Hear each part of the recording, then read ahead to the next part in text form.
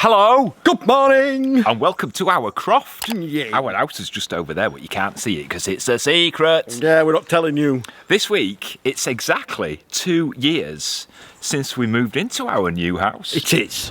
Well, we found this really nice place and we're about to start a whole new adventure. We are. It's weird, isn't it? He was saying the other day when we were talking about this vlog and he was saying that sometimes everything just seems a blur. And then he put his glasses on and everything came clear, didn't it? It was brilliant. This is a lack of glasses or too much alcohol. It's weird because you look back sometimes and we pick up all these experiences Yes. and memories. Yes. You kind of always see yourself as you were at that time, and then you look in the mirror and you think, oh, where did all that grey hair come from? Oh my God, who's that? Who's that? You were never that old. Oh. In last week's vlog, we asked you to drop your questions about the last 2 years, about moving off the boat and up to the Highlands, and we managed, weirdly, to find a dozen that were worth answering. Really? Have we got that many subscribers?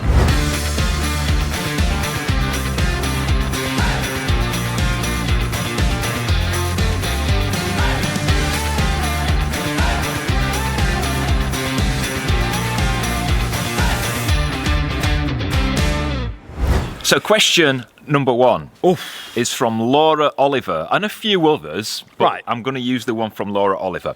And she says, how did moving from the boat up to a house in the Highlands affect you both emotionally? Emotionally? He hasn't seen any of these questions. I'm kind of springing them on him. It weren't emotional, it was sort of exciting. It was. I think when we moved from the house in Yorkshire to Silver Fox, that was a bit weird because we'd done that before. Back in 2004 we moved onto a narrowboat and it didn't work out, so I think in my head I was a bit nervous because it didn't work the first time. That's right. But the thing is, there was a lot of differences. I mean, Sue and Kev at Bickerstaff, I mean, they had our backs, really, didn't they? They were looking after us. They did look after us. And they knew how it was affecting me psychologically, I think. Yeah. So they made a huge difference. Kevin picked up on it straight away. And I think that's why we're still, and always will be, really good friends with them. Family. But yeah, it was scary. But once we got on the boat, I think Foxes Afloat kind of took over. The first time we did it in 2004, we moved on. We didn't have jobs. It was winter. It was October, November when we moved on the boat, and we were just mud in well, not a marina. It was the side of a canal near a marina. No real internet. No, and there was we had no direction of meaning in life, did we? We were kind of sat there all the time. Whereas this time, in 2019, Foxes Afloat took over. That's probably a different question. There's a different set of answers to that, good and bad. Mostly good, to be honest. But then moving from the boat to the house, I think, was different again, because for me it was a lot more emotional, because when we left the boat at North Kilworth Marina at the end of September, beginning of October 2021, and for me it wasn't just leaving the boat behind. I felt like we were leaving you behind. It literally, as I was walking away from the boat, it felt like I was walking away from you. He actually thought that was the end of Foxes Afloat. I did. I thought that would be the end. And it's weird because looking back, I was kind of... Imagine moving up to the Highlands, which we did. So we moved into the house, and it was like I was looking round, waiting for you to follow us. Yes. And that kind of anticipation and waiting and nervousness of, will you follow us? And I mean, thankfully, the vast majority of you did. There was a few that didn't, and that's fine. But as you've seen from our subscriber numbers, there's 20, 30,000 people new to the channel that came since, and that's just totally mind-blowing to me still. Yeah, it is. But it was brilliant that most of you followed us up here. So I think emotionally for me, it was about that. It was about leaving you behind, more than leaving the boat behind. Yes. I agree. That's a good question. Yeah. Next question is from Simon Biggs and a few others. Okay. And Simon says, do you ever wake up, look out of the window in the morning and think it's too cold to go out? Absolutely not. It's funny because you can look out of the window and it'd be clear blue skies. You can look on the weather apps and it says clear blue skies. You can open the front door and it's absolutely teeming down with rain. Literally. It literally does change no in 5 exaggeration. minutes. It happens, doesn't it? Yeah. I don't think I've ever looked out the window and thought it's too cold. No. I love the sunny days. I love the cold, icy days. I love the snowy days. Yes. If you don't like it, just put more clothes on. Hence Sean's big coat. The snow's amazing. It is. I wish we had more snow. People think we get a lot of snow. We don't get that much snow. We get a lot of snow, but it doesn't stay. Yeah, we even though we're in the Highlands, we're quite low down. We're only about 35 metres above sea level. Yeah, we are, yes. So we don't get a lot of deep snow. So if you see something in the background, it's Sherlock. It's moved. To and fro, and there's a mouse that he's after. So no, never look outside and think it's too cold. If it is, you just put more clothes on. That's it. Or, like me, go to the lock and take your clothes off and jump in the water. He does as well. Next question is from Diane Dogwalker. That's a strange surname. It is, isn't it? It's a bit weird, that, on your gas bill. She says, are you getting any more animals? Ooh. Well, we'd like to. We would like to. We keep talking about this, don't we? The problem, I mean, we have quite a bit of land, but the land we've got is a little bit weird because it's quite hilly. There's patches of woodland like behind us. It's a bit higgledy-piggledy. It is. There's a lot of trees and gorse, and we have outbuildings and barns and the house and things like that on walls. So we haven't got any space yet to put what we want. I would love next to get 2 donkeys. Yeah. I would love that. If you can help me to get like an acre of land around, if you know where we live, if you can help me get an acre of land, right, or if you can arrange us a couple of donkeys, that would be absolutely amazeballs. Amazeballs? Yeah, I would be proper amazeballed. He likes that word. By that, it's shamazing. Totally shamazing. So honestly, if you can help us out with that, that would be ace. I mean, if we could, we'd like more land, and we'd like to have like just a couple of sheep, a couple of pigs, a couple of Highland coos. Just to look after them. A couple of goats. We were even thinking about converting part of the woodland behind us and having some pigs in the woodland snuffling out, what's it called? Not fudges. What are they called? Truffles. Truffles. I knew it. It's like sweets, isn't it? I don't think there's truffles in there. It's not like truffles like I'm thinking, is it? No, it's not. That are like covered in Belgian chocolate. No. No. But seriously, if you can help us out with some a bit of land around here, which we'll pay for, or some animals, then get in touch. Mm-hmm. Sorry, just picking my nose. Next question is from Joyce Bryson. She says, what's your favourite thing about the Highlands? The scenery. The quietness. It is the quiet. For me, it's the quiet. It's getting away from civilization. Mm. Somebody asked, why don't we turn one of the barns into an Airbnb? No! We love you. Honestly, we love you. But the whole point of moving like to the middle of nowhere was to get away from civilization. Privacy. Yeah, that's what it's all about. So yeah, I mean, the quietness. I mean, we live near a couple of villages. So if you wanted to kind of go and see people and get stuff, you can go to the villages. But literally 5 minutes away from that, and it's just nothing. No walkers, no cyclists, paragliders. No cars. Paragliders. No paragliders, nothing at all. And that's the best thing. You can just get into the middle of nowhere and just not see a soul as far as the eye can see. Yeah. Well, if you had your glasses on, if you didn't, there's not a soul like within a feet of you, is there? Next question is from Richard Hanna. Any relation to Daryl? Or is it Darren? That awesomely tall woman on that movie? I can't remember. Anyway, he wants to know, why don't you insulate your hives in the winter? Expert is an expert. Well, I've only been beekeeping for 2 years in the Highlands, and there's a lot of people in the Highlands that have been beekeeping for donkey's years. Donkey's years. Way before you were a little spermapalooza. And they obviously know a lot better than me or you, unless you're a Highland beekeeper, I don't know. But every Highland beekeeper I've spoken to doesn't insulate their hives during the winter unless it's absolutely frightfully cold. or if they need to, if it's a small colony. Now, last year I had a couple of smaller colonies and I insulated the inside a bit just to give them some protection. But that actually encouraged a lot of moisture. It did. which I wasn't keen on. So this year, I'm basically just doing what the other beekeepers do, because if it works for them, it's going to work for me, isn't it? Hopefully. And I'm still learning. I'm always learning. So I just basically do what they do. Yes. And if it's all right for them, it's all right for me. Exactly. I recognise the next name of All right. our live chats. It's Dino DeSantis. Oh. And he wants to know, do you have any neighbours that are good friends? We do. Well, I think But you have to get in the car to go see them. I think neighbours. I think everybody needs good neighbours. Oh, God. With what? With a little understanding, you can I find knew that were coming. you can find the perfect blend, can't you? I think neighbours should be there for one another, and that's when good neighbours become good friends, isn't it? Oh, dear. That were bad. We don't. As I'm standing here looking, I can see two houses that are our neighbours. Yes. One is maybe half a mile over there, and the other is maybe half a mile over there. And it's weird because we're not kind of on top of each other. Well, I wouldn't want to be on top of them anyway, but we're not on top of each other. But like when you do see each other, you talk to each other, don't you? Yes, you do, And, yes. and we are friends, and we all know each other's names. We have coffee in each other's houses and things. Coffee, and you with your little hip flask. I've got a hip flask. And we all help each other out if we need help.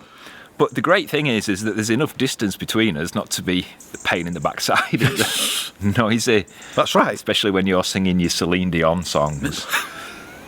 Don't believe him. Don't believe him. The next question was asked by so many people So many. that Two. I haven't got room on the screen to list all the names. Now it's about 8.26 million at the last count this morning. When are you building the train barn? God. Well, as you know, we started this project about, about 8 years ago? 6 years before we actually moved into the house. And the first issue we had was that the builders, just something kept coming up, or they couldn't get some, and we kept getting Put to the back of the queue. Yeah. So then we decided to, I'm not going to say what we actually said. We decided to part company with them and end the relationship. And we decided to build it ourselves. But then, of course, Sherlock's Muse became the priority. It did.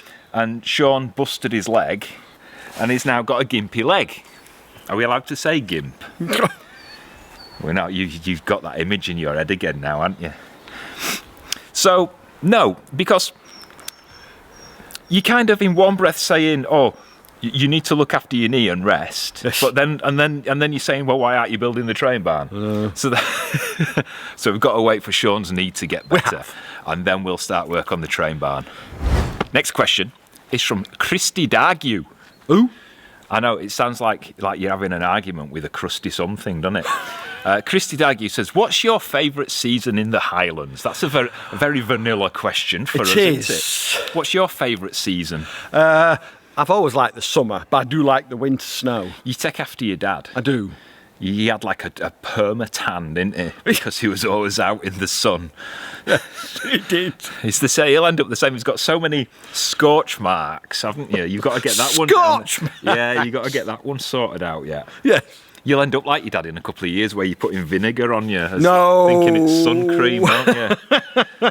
True story. Yes. I don't know, because I think it's all nice. Like in the spring, you've got the new colours, so you've got all the greens and the yellows and Yes. purples. The yellows are lovely. Especially from the gorse flower. In fact, the gorse flower's coming out now. Already. Then the summer, you've got, I'm not going to say the warmth, because we've had It's warm snow. for us. We had snow in June. But it's warmer generally Yes. in the summer. So you've got that, and it is generally drier. We have had 2 nice days this year. We have, haven't we? Both of them. And then in the autumn, you've got all these golds and the yellows, again, different yellows. And the crisp, clear, frosty mornings. And in the winter, the snow on the mountains. Yeah, always snow on the mountains behind us. Yes. And it's nice when we get snow down here as well. So I think my favourite is late spring, early summer, when all the colour's out and the days are getting warmer and the days are getting longer. But I also like those really cold, dark winter days with the snow. And I know some of you will comment saying, oh, no, I can't be doing with that. Well, you're asking us. We're not asking you, are we? So. Wannabe Hippie Yes. wants to know how we cope with the midges. Oh, Well, one thing you got to I don't know why I'm scratching. One thing you've got to remember is that Scotland's quite a big country. it is. And the midges aren't everywhere. The midges tend, for the most part, to be more on the western side, more inland and more in kind of sheltered, moist areas. Which is why you scratch more than I do. We live near the coast, Yes. so they're not as bad generally near the coast. Although in the woodland, at kind of sunsets and sunrise on warm, moist mornings, they can be a problem. It was bad when I was building this. You can get repellents which have some effects. You can get like head nets that keep them off. As you see me wear when I was building this. Here, they're generally not a problem. No. And they don't really affect our day-to-day life. No. Go a bit further inland, into the forests. And the or- swarms can be like fog. Yeah, we've seen like videos of cars with them like an inch thick on the Yeah, front. it can be bad. So it's generally more towards the west than it is here. We do get them across the east side, but not as bad on the coast where we are as they are inland or to the west. There's also something called a midge forecast, which you can get online, and it actually gives you a forecast of where the worst It does, of the yes. midges are. So you can do a bit of research, but get repellents and get nets, and you should be all right. You just Yeah. got to live with them. Yes, you have. Debbie Ford says, "Why don't you grow your own food?" It What? would be nice. It would be, but have you ever tried growing Nutella? And donuts? We could have a donut tree, couldn't we? We could. That'd be fab, wouldn't it? I don't know why I'm looking at the microphone muff. The problem with growing your own food here is the deer eat it before you can get to it. Which then leads to the question from people, well, why don't you build some protection from the deer with nets and fences? Well, by the time you've done that, it's not really cost effective to do that because you might as well just go down the co-op and buy a cabbage. Yes. Or a lettuce. Yes. Or Nutella or whatever it is that you want to grow. Yeah. I do plan on a polytunnel. But that's not for growing food. That's more of a fetish thing, isn't it, really?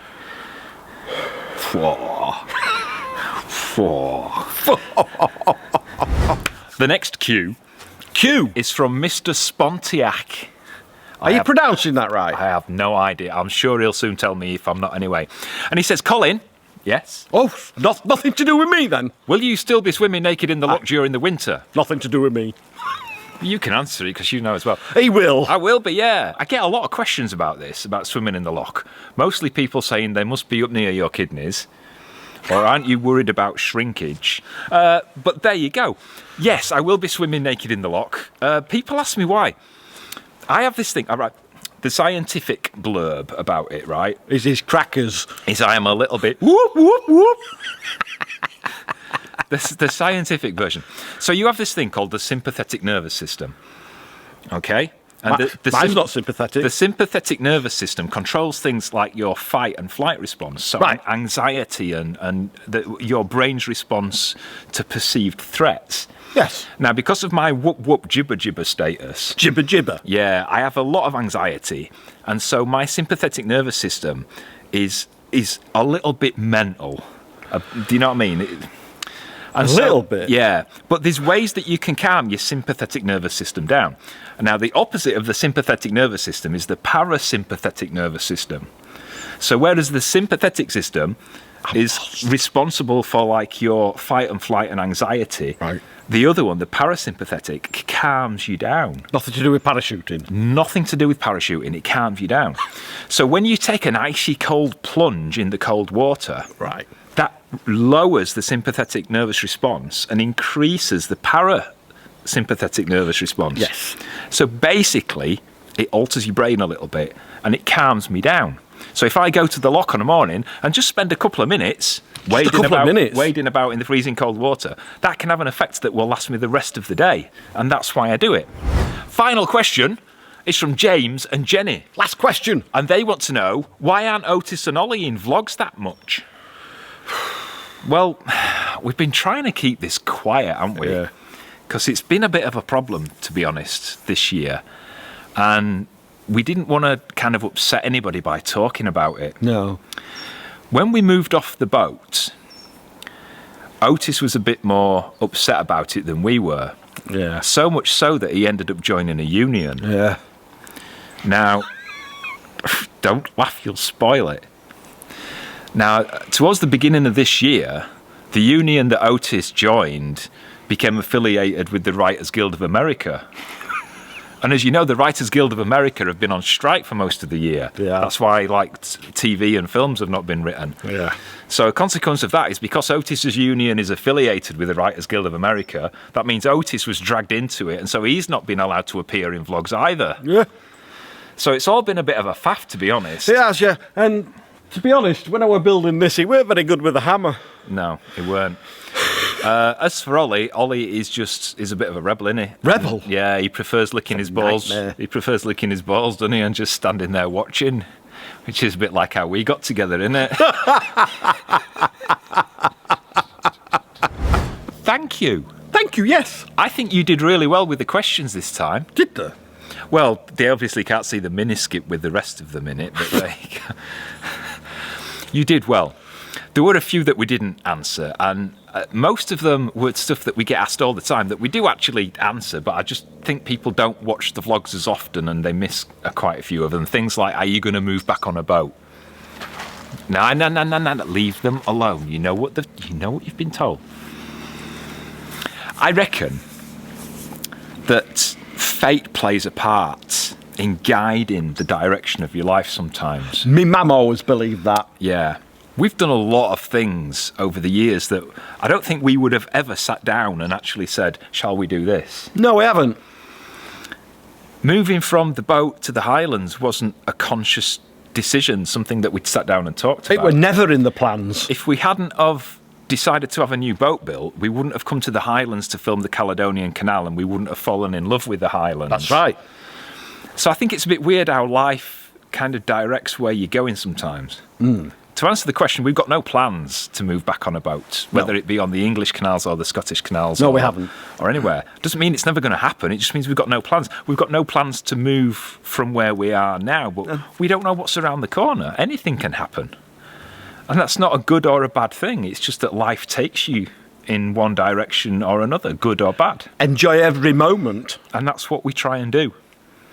I hope you've enjoyed this vlog. I hope the questions that you've asked have been answered. And we always like it when you ask questions, so ask more if you want to know anything. We might not answer them. If you've enjoyed the vlog, and we hope you have. Yes. And if you're not already, please subscribe to the channel. Give the video a thumbs up. Hit the notification bell.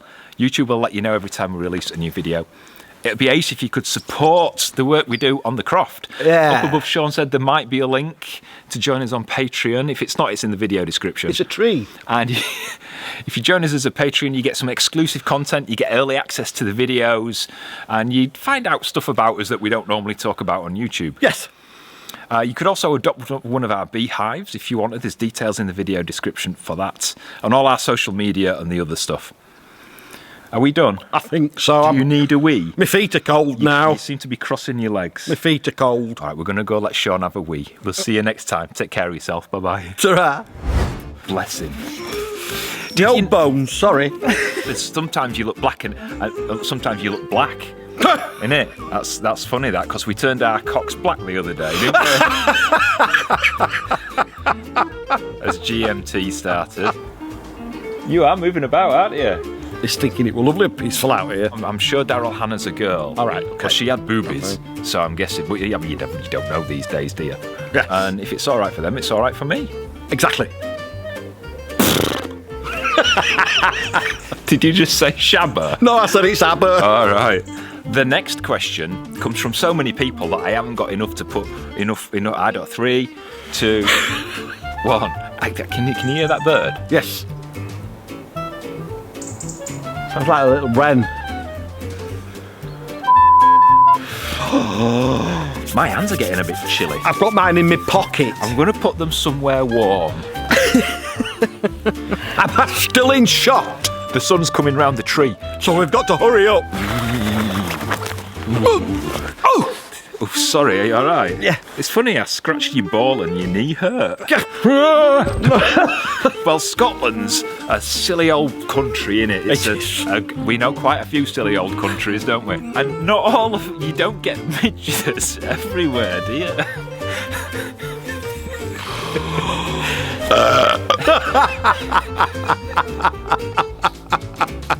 Does that make sense? It does. Perfect.